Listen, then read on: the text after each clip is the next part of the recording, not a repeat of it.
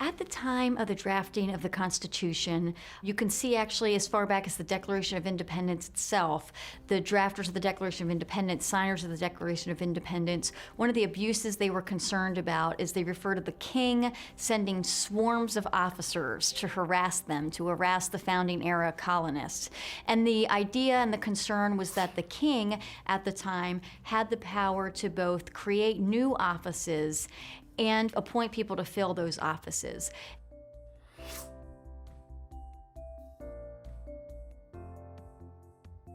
The founders split up the appointment power and essentially gave Congress, the legislators, the power to create administrative agencies, executive departments, to create and establish by law officer positions. So it wouldn't just be, one person creating or deciding there needed to be a new position, but Congress would have to do that through the challenging procedures of legislation.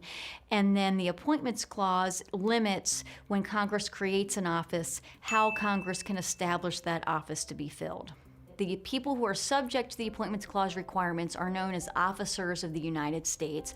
So that's a specific phrase, and to really know how far the Appointments Clause applies, everybody who falls within its reach, we have to know who an officer of the United States is. Obviously, heads of departments would be considered officers. Clerks of court have been found by the Supreme Court to be officers. Postmaster generals have been found, so officials within post offices have been considered officers.